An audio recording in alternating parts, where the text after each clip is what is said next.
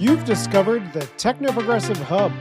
Join us to fight for a high-tech and radically democratic future.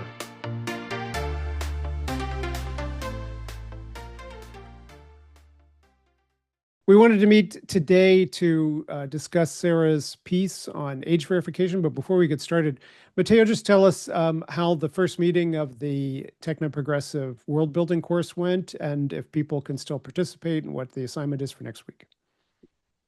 Yeah, the first week went well. We had some pretty good discussions. There's just never enough time to have all the discussions that we want to have, but we did our best, and everyone was really pretty engaged in the content, and people brought up some really great ideas and thoughts that they had. And we're mostly continuing what we started last week, which is thinking through what technology is and how it's governed, how it's developed, how it can be changed, how it interacts with other systems like social systems and cultural systems. And so the assignment for the week is readings from The Philosophy of Living Experience, which is one of the great and not so well read anymore books on the kind of nature of how systems work and how labor is organized into systems. And so we're using that book to think about how we can direct technology, how we can direct our social systems and technological systems into alignment with each other along progressive lines to build a techno-progressive social democracy. And anyone can come to any of the courses, any of the course meetings, which will be on Wednesday at noon Mountain Time, which is 2 o'clock Eastern Time. I guess 11 a.m. Pacific Time. We had a hard time finding a time that would work for everyone around the globe. Yeah, it's not bad. I mean, it's for people in Europe, I think it's like evening, like 6 or 7 o'clock. So not too bad if you're in Europe, or anywhere in anywhere other than Australia and New Zealand, although we do have Adam Ford from Australia who came in. So thanks for that, Adam, if you're listening. Yeah. And there's also going to be, we're going to solidify it this week, an asynchronous discussion on Reddit on the R Techno Progressive subreddit. So we'll put out the details of that in an email, and then also I guess you'll maybe put it out in the newsletter. Mm-hmm. Probably by Wednesday, we'll have that out there. Good. Well, I'm looking forward to it. And I really like that first conversation about loosening up people's ontologies about what technology is and getting them to think critically about what progressive politics means. All of those things were really foundational and important. But today we want to talk about age verification, and it is an increasingly discussed topic in the tech policy domain. And just to touch on a couple of the things that are happening in the news around that, Australia had adopted an under 16 ban on social media participation 3, 4 months ago, something like that. And a study just came out that talked to 400 randomly selected Australian teens and found that 85% of them were completely unaffected by the ban and had figured out ways around it. And in some cases, it's because the firms were just basically putting up a button saying, "Are you over 18?" And they were saying yes. So that doesn't work usually to keep kids off of platforms. And Australia is now responding by doubling the fines for the inadequate enforcement of this ban with the social media platforms. Nonetheless, the UK is going ahead with a social media ban for under 16s, and the U.S. House is poised. Sarah, not they. How close are we for KOSA, the Kids Online Safety Act? Are they going to take a vote next week? They would have to vote on it, and then the Senate, right? Yeah. So the Kids Online Safety Act in the House is being debated, and they had not had a strong age verification focus in it, but instead had been focusing on what was called duty of care. And do you want to explain this, Sarah? Duty of care? Yeah, sure. So I guess with the duty of care, the main thing, it was the part that really targeted the platform design and also kind of gave like families and like private parties an actual legal claim. And that part being cut and replaced with age verification, which is the part that obviously targets user identity instead, is what was instead replaced. So that kind of just like doesn't give people the ability to actually claim that a violation of this, and especially with age verification, there's going to be the privacy issues that we'll talk more about. Great. And so Sarah has written a piece that we published a couple days ago, Age Gates, Surveillance and the Politics of Protecting Children Online. And so we'll just jump into that.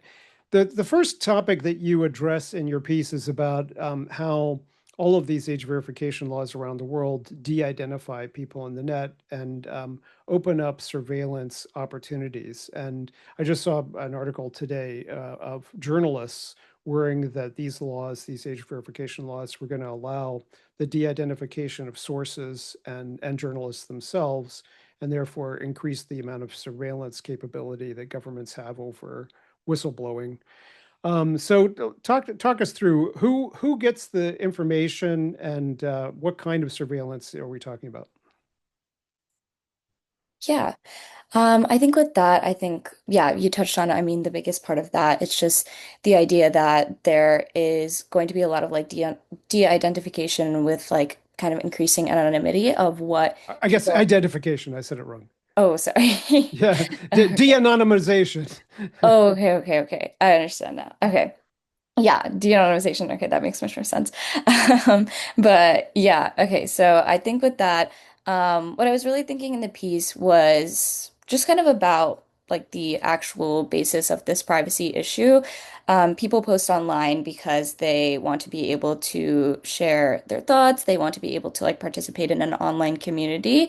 And with actually de-anonymizing and increasing the amount of information that people have about each other and that platforms have about these people, there's always going to be more of a safety risk that's created in that, especially with age verification and kind of knowing what age group everyone is in, especially with like adults having access to children who are like younger, who are on these same platforms and kind of like interacting together. It's really hard to actually maintain those roots of safety. And so that's kind of what I wanted to bring up first. And yeah, I feel like that was like the main thought behind that. And you bring up the fact that most Americans, a lot of Americans lack a driver's license. Many don't have photo IDs. That's also coming up in the SAVE Act, this election interference act that the Republicans would like to pass, or the president would like to pass, but it was not going to be passed. But that if you had to present a photo ID to vote, there would be all kinds of disenfranchisement. But in this case, you would have to present a photo ID in order to do something online, which would be bad too. And the issue with trans and non-binary users, they would have to present documents that dead name them, I guess, that's the issue. And because trans people no longer can have a passport that reflects their chosen identity. Um, and then there's also the age, tell us about age estimation systems. Yeah, definitely. So, yeah, something that I mentioned in the piece was kind of the framework that was mentioned in Trust Arc. So, there's kind of these three different versions of how age verification, how like the privacy around that can be seen. So, there's obviously verification, and so this is identity tied, like what you mentioned. This is showing like a photo ID or some kind of like documentation. And then there's estimation, which is more biometric and based on kind of like the analysis of data of how a user's like using the platform. And then there's the assurance side of it, which is like the umbrella category that can be privacy preserving if it's done the correct way. And so with estimation, so like I said, like this is more like the biometric thing. But the first two, estimation and verification, these first two are more structurally exclusionary. Like you said, if the mechanism is to like show a document or scan your face, then like the stats you mentioned, like you built in like the 15 million Americans without a driver's license, the 2.6 million with no photo ID at all, the 43% of trans Americans whose documents aren't matching their name or their gender. And so that's kind of why I also wanted to bring up the idea of like zero knowledge proofs and also like France's double anonymity model. And this kind of proves that like this underlying function that exists with age verification and with estimation, just like confirming that this person is an adult, doesn't necessarily have to require identity collection. And so for like what's being deployed right now with verification, this is kind of like the structural or like built into like the structurally exclusionary mechanism. But it's not necessarily like it doesn't have to be structurable for what's technically possible. Matteo, the issue here also is interesting from a kind of technopolitics point of view because some of the firms that would be affected by this have been lobbying for it, which leads to the question of like, okay, what exactly about this regulation appeals to Facebook, Meta, Google, others? And it's precisely the increasing aggregation of data, right? Yeah, definitely. I know Sarah had brought up in her article that, one of the most important things for any company, but especially tech companies, is regulatory capture, right? It's if Meta and Google and um, any other like Snap or whoever else can afford the regulations, and it's a very small part of their operating revenue, but it's a huge part of a small company's revenue or a startup's revenue, then they can prevent people from coming into the market, just the same way that monopolies are kept on power and other things. It's when when you benefit from regulations, even though it increases the cost of your operation as an individual company, it does so often at the expense of competition. And then on the other hand, when you have platforms where the entire business model is based on capturing data and selling it to data brokers, which is effectively what Meta and other social media companies' business model is. Surveillance capitalism. Yeah, it's surveillance capitalism. They're really trying to capture as many, they call them insights, I guess is the typical phrase.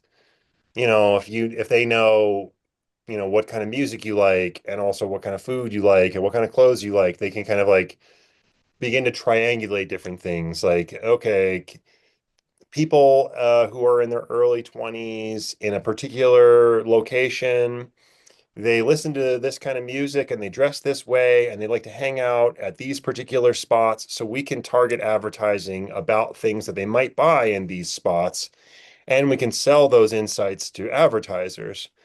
But there's also, of course, the other darker side of those insights, which we saw during the 2016 election, which is trying to figure out exactly what kinds of propaganda is most effective to changing people's minds, right? To getting like, how do we get people to that are on the fence about voting to vote for Trump or to support a certain policy? Like, how do we maybe you could think of the right to life movement, the the pro-life movement or whoever else.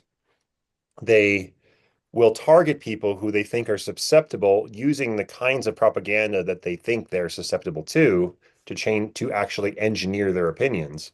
I mean, this surveillance is continuous with the invention of cookies, which is what, 25 years old or something like that. But Mm. once you get a cookie on your computer from a website, then that cookie can then ping Google or Meta and tell them where else you're going. And then those ads can track you across platforms. So we've known that this is a possibility. But then if you're worried about that, you can have cookie blocking and you Hmm. can go incognito mode and you can clear your cache and so forth. There are ways to be anonymous, even if the sites are all trying to track you all the time. But this would take away that because you would constantly have to be showing your identity somehow. So, It would yeah, create a more valuable form of data, I right. think. It would be easier to really gather, you know, really high level kind of social profiles on people. And that's not very useful if you only have one person, but if you have, 5 billion people, I don't know, what does Meta have, 2 billion users or something? And Meta, of course, is also facing some existential threats. I know Instagram is doing pretty good, but Facebook itself is losing members, is losing users every month. And some of their other bets on the metaverse and other things have been total failures. And so they're thinking about how they can recover, right? They need to make a comeback because if you start losing ground, it can be a death spiral. And you could, every month you lose users, you could lose more users because it's the network effect. You always want to be growing, otherwise people will just move to another platform. And there's always startups right behind you, right? I mean, you don't want to lose ground to another startup that is gaining members every month because that can become a virtuous cycle for them and a death spiral for you. So they're you know, but if you can kind of become the only social media network and force people, not quite exactly force them, but like if there's no alternative, maybe there's an easier way to get from 2 billion to 3 or 4 billion. The more people you have on your site and the more high quality the social profiles are, the more money you can make by selling that data. Right. So having this Which makes the knowledge.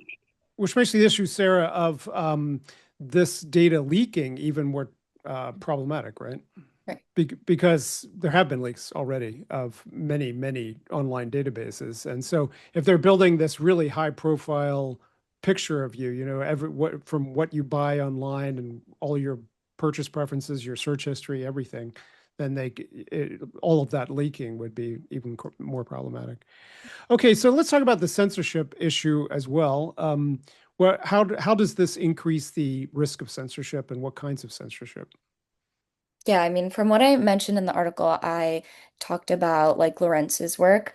And so that was kind of the part that I found really interesting. It was the idea that like it wasn't really about like online safety, but it was about like censorship or all these like other different motives and not necessarily for the children, but just people trying to advance their certain like political views, and also just trying to like advance their certain political agendas. I think with like censorship, I think that with like the perspective that I mentioned in the article, I think that there was like a sense of like total cynicism with that, like none of this is about online safety. I think that kind of like two things can be true. Like with the possibility of like censorship and being able to limit people from participating on the internet by implementing these age verification systems, there is like this side that is like, oh, these things are going to disproportionately impact like queer people and censoring LGBTQ plus information, which is often considered to be not child friendly, or censor people who are not able to provide certain documentation and kind of keep them off those platforms entirely. But I think that there's also a sense that part of this conversation is definitely about online safety. I think that certain, just like the government doesn't have the proper methods of actually achieving that in a way that is not going to censor people yet. And I think that's partly because of just a sense of convenience to put in like this age verification or just like this complete blanket ban is much easier than to like think about the nuances of this issue and to like implement a framework such as like France did with like the double anonymity and kind of like require more of the actual companies and also more of themselves with actually regulating that issue. So I think that the censorship part is not necessarily something that is completely intended, and it may be part of the intention, but I think it can also possibly be a large like side effect of that and of the mechanisms that are kind of built into these laws. Actually been part of the debate on the left about censorship for quite a long time. That yes, there are certain things the left would be fine to see censored, but as soon as we open the door for censorship, then it's opening the door for the right-wing censorship, which is going to be much more common. Taylor Lawrence, who is an independent journalist who writes and speaks frequently about this topic, quite fearlessly because she's not afraid of being accused of being a shill for big tech, but at the same time that she's constantly attacking big tech. So I don't know why people think she's a shill for big tech, but she's against age verification. But she pointed out that the UK's Online Safety Act, which was adopted in 2023, specifically mentions war reporting as one of the things that should be gated. And it's like war journalism. We have to keep kids from seeing the consequences of war. I mean, there's some horrific things that you can see online about war, obviously, but that would be an example. Heritage Foundation has already flagged LGBT content, reproductive health info, and feminist content as harmful, that things that they want to see restricted under the Kids Online Safety Act. And anti-ICE. The U.S. government has, the White House has declared anti-Christian, anti-capitalist, anti-ICE propaganda all to be terrorist content. So presumably all of that would be subject to censorship, right?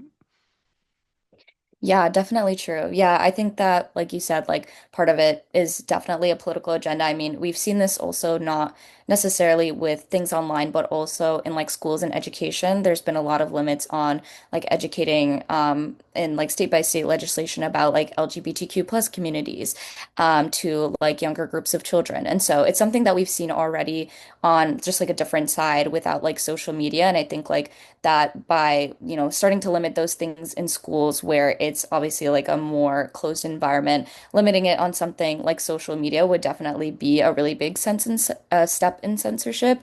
I think it would really kind of like set a bad precedent for obviously, like you said, like further limiting certain issues to the point where people are, not able to talk about issues that are contentious online at all, which would I think, in my opinion, kind of defeat the purpose of allowing people to actually post and to kind of be able to express themselves if there's only like a few topics that are completely able to be discussed online. Mateo, you're a father like me, and I'm also now a grandfather, and you have minor children at home. I presume this is on your mind. How do you keep your kids away from the stuff online that you don't want them to see, and what's the appropriate role of screens in kids' lives? How do you deal with that? How do you parse it yourself? Well, my With kids are with your partner. I know you're not making the decisions alone. my kids are still pretty young. And they're 2, 3, and 5. But so they don't have computers or tablets, and they don't have any ability to watch things on their own. And they do watch more TV than you know, the way sometimes YouTube recommends, which is like, you can't watch more than 17 minutes, otherwise it's gonna do some kind of brain damage and like limit their emotional development and all this stuff, which I think is um more nuanced than the way it sounds. I mean, they watch an hour, sometimes 2 hours of TV, usually in the evening, and I think they're fine. Their emotional development is The, quite the quite the good. empirical research is at best mixed, but there's no evidence that restricting kids' screen time actually improves their mental health. The It and all of depends, right? It's correlated with other things, though, right? It's right, like, yeah. you know, for instance, we can obviously deduce that if they watch TV all day, they probably have other issues that are going to weigh on their mental health, like maybe neglectful parents or parents who are completely absent, Or or depression. depression. There's so many other factors that, you know, Jonathan Haidt and other people who are part of the COSA, it's the same people, right? The same people who are arguing that kids should never watch screens are the same people who are calling for all these blanket bans. And, Jonathan Haidt is like one of the main proponents of COSA, An and opportunistic right-wing shill, but don't tell anyone I said that. Marsha Blackburn, right? Of course, is like I think one of the major sponsors of COSA. But it's not that kids don't need to be kept safe online, obviously, or that there's no dangers online. Obviously, there are many dangers online, just like there are many dangers in the physical world. Um, but I don't think, see, there's many problems I think that are unfolding at the same time that are somewhat contradictory to each other. And one of the things is that people like Jonathan Haidt and Marsha Blackburn actually do have a censorship agenda. They are explicitly anti-trans, for sure. And they have a very infantilizing view of children in general. And they're very paternalistic, and they have a particular far right agenda that With Blackburn, it's easy to understand because she's part of the MAGA movement. But with Jonathan Haidt, he kind of somehow skates by and appears to be more progressive than he really is. And to some parents, he's kind of a hero, which I think they just don't are not really looking into who he is. But Yeah, the anxious generation has been cited in every country around the world that has it's been a adopted. bestseller for years now. Yeah, it's been on the bestseller list. I feel bad about Jonathan Haidt because I used to recommend his books. I used to use them in my courses, and I still would use that earlier work, his moral psychology work, which I think is fantastic. But then at some point, like a decade ago, he just decided that he was going to start making arguments for the right, and that's where he's ended up with this book. It's very easy to make these kind of arguments, but I think Yeah. the other, it's like I can look at it here from two angles. Like I think that they have an agenda that's very explicit, right? And they want to keep kids and not kids like 5 years old. Like they're really thinking of teenagers. Um, so they don't want them to be exposed to things that will go against their very insular ideology. And this is a big problem. And I wrote another article for the DSA about this, related to this, specifically to New Mexico's case, New Mexico's lawsuit over harming children here in New Mexico, the lawsuit against Meta. Yeah. And Which had hundreds of $1 million settlement, right? $375 million.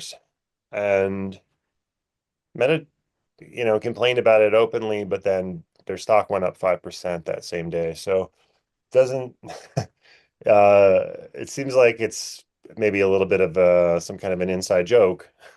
Like clearly they liked the outcome of that. The outcome of the lawsuit seemed to benefit Meta, even if they outwardly appeared so upset about it.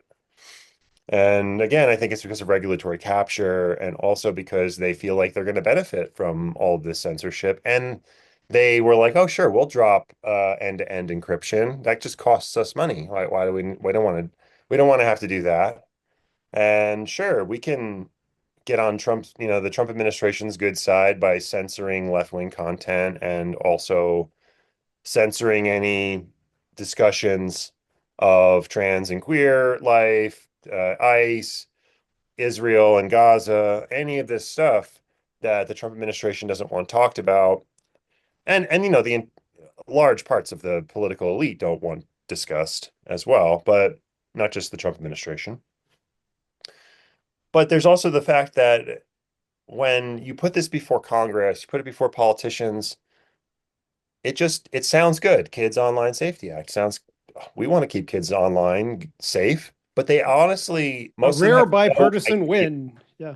They have no idea how the internet works, how child safety could work, how kids work often. Yeah. Like they really don't know what they're doing or talking about.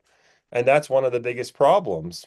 But you see it even if you think about it, you could think about it the other way, right? Think about it if it was not online.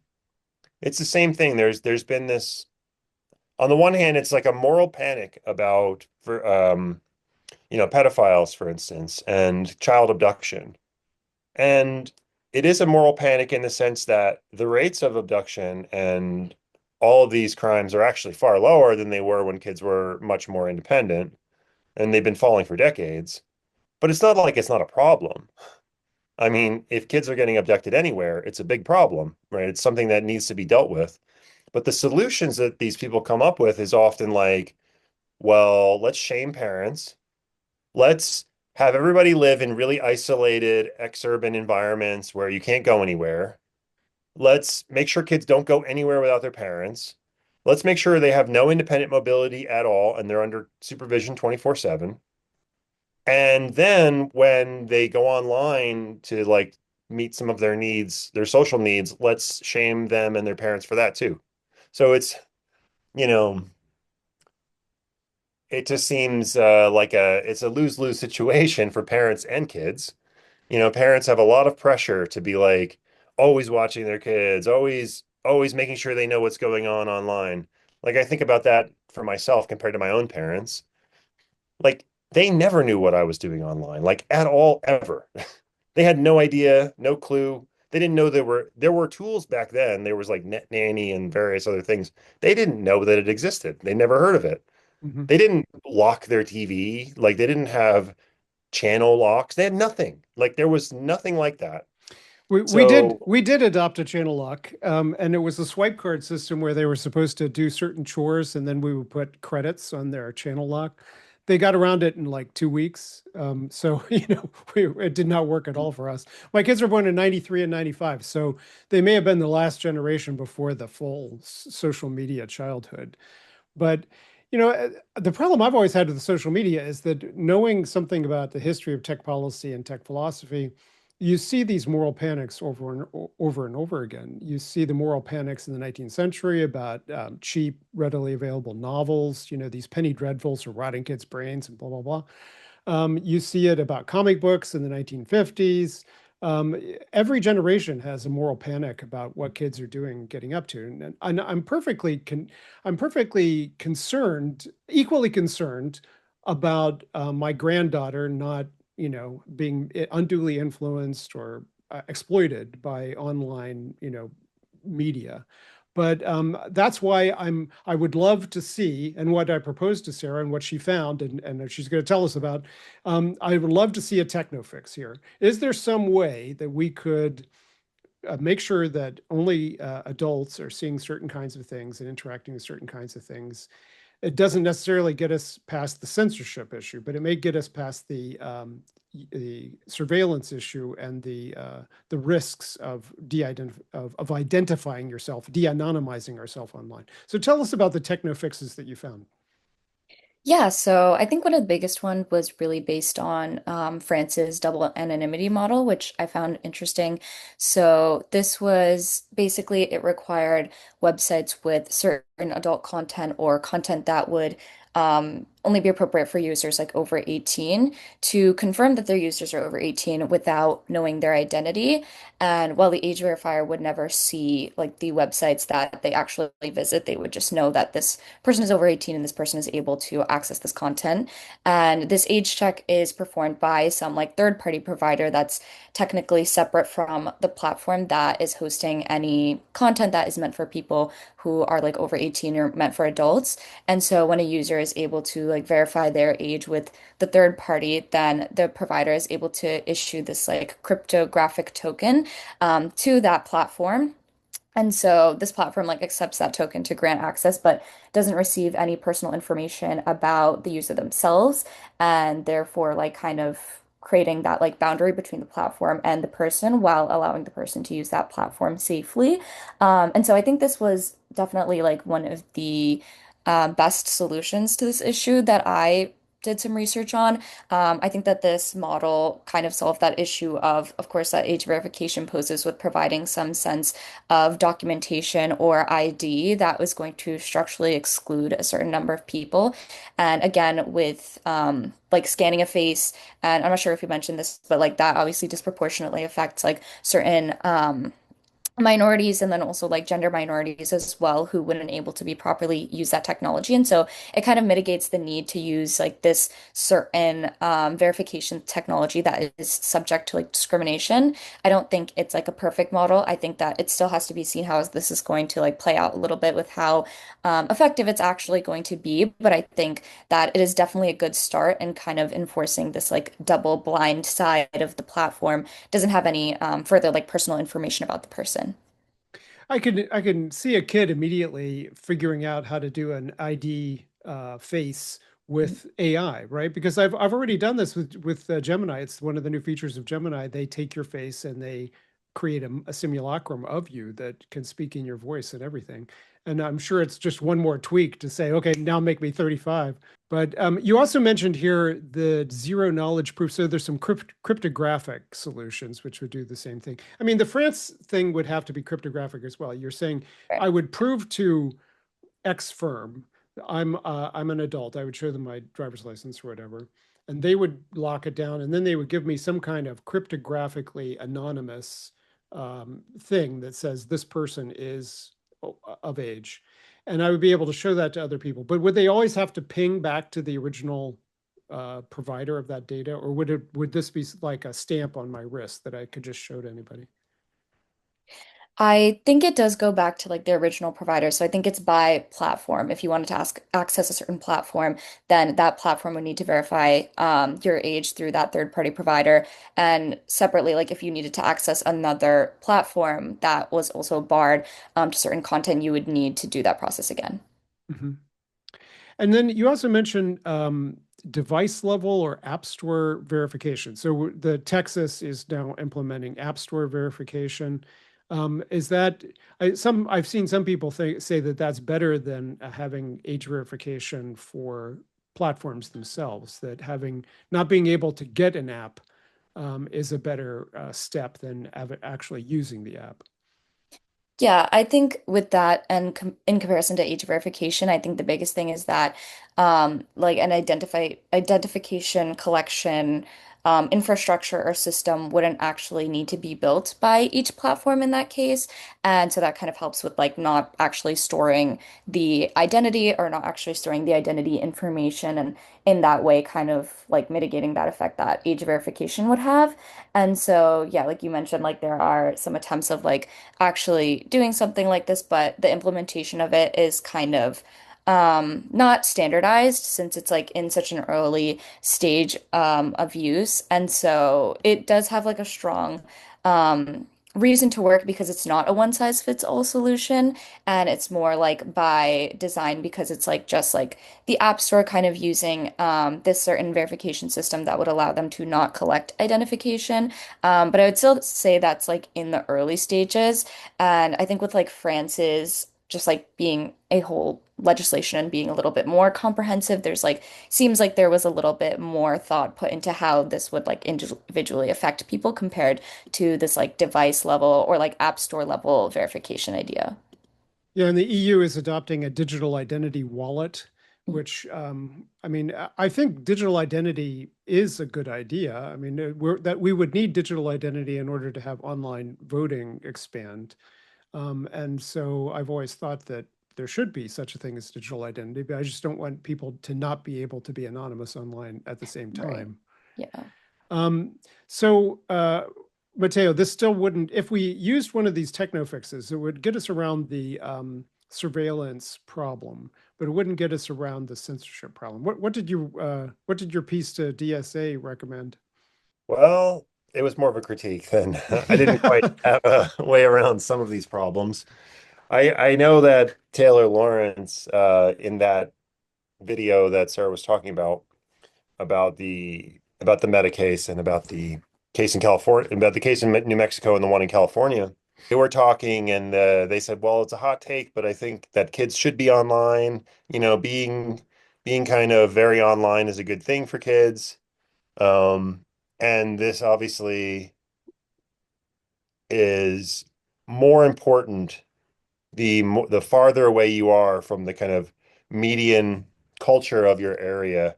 Like if you're a queer kid living in a rural area in a very religious environment, this being very online is going to have more value to you than if you're very online, but you have a very normative identity. And so they made that distinction. You know, a lot of these problems, I have a very hard time figuring out how to solve them legally. Um, There are some things I think that we can solve legally. Like there are probably, and I'm not exactly sure how, but there are probably legal ways that we can solve some of these problems with deep fakes, which I think is one of the biggest problems facing a lot of, well, especially, you know, young girls of, you know, creating deep fakes and then sending them around, texting them around the school. And, you know, it's really a level of magnitude above cyberbullying that we've now had for 20 something years. Just messaging people relentlessly or talking bad about them online or, putting if they have a YouTube video or like, trolling them, that sort of thing. That's like typical cyberbullying. But I think this is like a level of magnitude higher because it allows, the case in Mexico, for instance, was like some s- group of boys like, made CSAM, child sexual abuse material of like a very young girl and we're sending it around the school and then it's just creates this and of course, obviously the parents were extremely upset, and it like was like a bomb going off in that school, which I can only imagine. I can imagine it, and I don't want to be in this situation at all as a parent. And certainly I don't know because I didn't grow up in the, time when this was a possibility. I grew up primarily before social media was a thing, and I only got it when I was in college. So, I didn't really experience anything like cyberbullying, but I can only imagine what it will be like to have this sort of thing happen to you directly, and then to be a parent and to be like, is somebody going to do something about this? And then the school's like, well, it's technically not against the law. And then in that case, it went to the Supreme Court in Mexico. But then it's like, what are we going to put these like 10-year-olds in prison? Are we going to hold their parents liable? I mean, that seems like both of those things don't sound like a good idea. So then they were like, okay, in that case, they're looking at punishing the parents or the kids. And, I mean, I'm not saying like we should be, oh, boys are, let boys be boys, like, and just do nothing about it. That doesn't seem like a good solution, but they are only like 10 or 11 years old. So punishing them like they're, sexual predators as if they were like adults doesn't seem like a good solution either. And so the solution is often like, well, we should go after the company or Mhm. companies, right? Or have some kind of broad way to hold companies accountable for this technology. And to a degree, like that, it brings up age gating. Well, we don't want kids to use it, but if it's out there, they're going to get it, right? So I don't think that any amount of age gating will keep people from getting this technology. And so we have to deal with deep fakes in general, not just in this case, and not just in the case of creating CSAM, which is obviously a very extreme case and potentially catastrophic case. I mean, I could very much see how it could lead to suicide, Mhm. so it's not something we should take lightly at all. But it has other problems like social engineering, putting creating blackmail, like having pictures and videos of people doing something and then, showing it to their boss or showing it to their partner, showing it to their kids, whatever. There's any number of problems that can come about with deep faking. And we're only just very at the very beginning of seeing the social catastrophes that could happen if we allow deep fakes that people don't question to, circulate. But then you have another problem. If people then don't believe what they're seeing, you have another problem, which is the catastrophe of social fragmentation. People then no longer believe anything they see, Right. and reality, comes apart. Or you Which have to then have some way to prove that something is real, you know? people have connected that to the dilemma of kind of techno-fascist era that we're in that Putin in particular has explicitly said that you flood the zone with contradictory information, so much contradictory information that people don't know what to believe, and therefore they can't really mobilize against your regime because they have no idea whether to believe this claim or that claim. Sarah, you're writing a white paper for the IET this summer on privacy. And I presume that this has contributed. This is a great topic because you can see that there are pitfalls on the one side and pitfalls on the other, and we have to find some kind of way to navigate. But how are you thinking about your online privacy white paper because of this topic? Yeah, I think like it has really just culminated into the question of like who is actually defining age appropriateness and how can we define what content is age appropriate. And I think it's like what even like the question you're asking, Mateo, like how have you decided what's best for your kids when it comes to their online safety? Like this, in my opinion, it should be an issue that's up to each parent because I think in every family and even depending on each area, like you were talking about, like being in like a rural area, like the values are going to be very different, and there's going to be very different expectations of what parents are expecting of their children and how parents want to actually like govern their own children without like the government interfering with that. If a parent wants their children to be able to be on social media at an earlier age, but the government is barring that, then is that kind of like a violation of their parents' freedom to decide what is best for their children? And should the government even be the ones making that decision? And that's something we talked about with like, does the government even know a lot about kids and like child development? Do they know what's best for children? And how can we actually decide what content should be regulated, what content is actually considered age appropriate, and for what age range? What are the distinctions between like what a 6-year-old and what a 7-year-old is able to see when they go online? And I think those are kind of like the big questions that have come up with reviewing all this information. Yeah. Fantastic. Well, we're looking forward to working with you. Go ahead, Matteo. Yeah, but I wanted to just bring up, also what Taylor Lawrence and had said, which is, you know, there's this there's this contradiction, right? There's this contradiction sometimes parents and children are aligned, even if they don't always think so. Um, and as people who think of themselves as good parents, we like to think of parents as good in general, but we also know that there are a lot of people who are either not good parents at all, they don't have their kids' best interest in mind, or what they think is in their kids' best interest is actually not in their best interest. So, and this is the case, what they brought up about if you have parents who are very much concerned with developing a very particular kind of social conservatism, but then the kids turn out to be, they really feel that they are queer or trans, then it can create this massive contradiction between parents and children. And does the government side with the parents or the kids, or should they not be involved in this at all? Like, it's very difficult to go about saying that, it's the parents' responsibility to determine what their kids do online. And I know this like from my sister, she's like, I'm always having to look at what her daughter's doing online.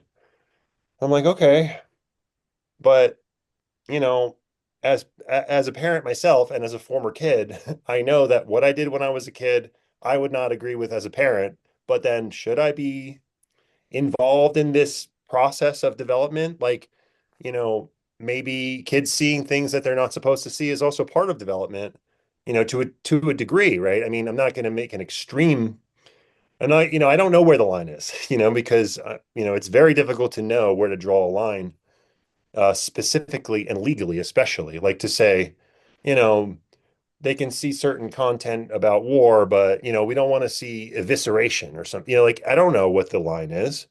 I saw lots of things that I would be like, I don't think my kids should see that. But then, well, maybe it's really important for them to see certain things that I think they shouldn't see. And then when I was a kid, I didn't want my parents to tell me anything. I know that. So, and this is even more so. Like, I think my parents had very good intentions, even if maybe I would have disagreed with them. But again, a lot of people don't feel like their parents have good intentions, or they feel like they're being explicitly oppressed by their parents. And maybe sometimes that's exaggerated, of course, as you know from being a kid, maybe you're overblowing it. But sometimes it's not exaggerated. And your parents really are trying to suppress and repress your identity and your social being and your development, whether or not they intend to. So, there's a lot of complexity to it. And sometimes parents' rights and children's rights really coincide, and because the common enemy is these companies or the government, and other times, you know, as much as I dislike Meta, I'm like, well, maybe sometimes the existence of these for-profit companies and their platforms, because they want to like have users engaging with their platforms, it gives an avenue for someone to express themselves and develop in a way that is actually very positive for their mental health. And I know of examples in both directions. I know people who have had their mental health harmed by social media and being online, and also people who have their lives have been, saved by social media, like having access to a world they wouldn't have had access to because of the environment that they were in. So, Well, I don't quite that how to reminds navigate me. all that. That reminds me that another topic that we haven't even addressed, but that is also out there, is trying to restrict access to AI models on the basis of age. And again, I'm quite sympathetic with the idea that an AI model that interacts with a kid should be a particular kind of AI model and should have particular kinds of sensitivities that I wouldn't worry about with adults. But we don't know. We know about a couple of the cases of kids who have been harmed by interacting with LLM models because of their mental health issues.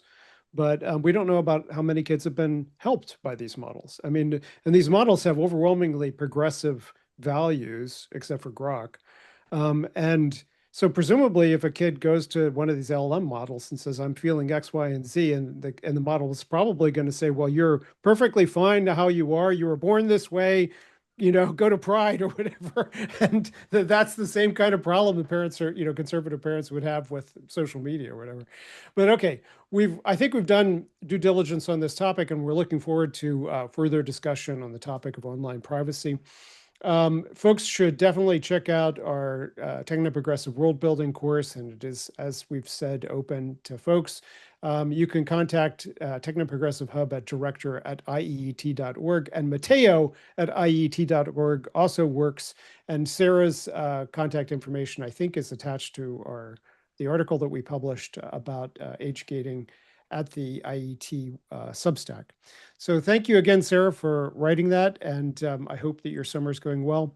Thank you, Mateo, for leading our course this summer, and we'll talk to you guys next time on Techno-Progressive Hub. The Techno-Progressive Hub is sponsored by the Institute for Ethics and Emerging Technologies and hosted by me, Jay Hughes. Find us at Substack at Techno-Progressives.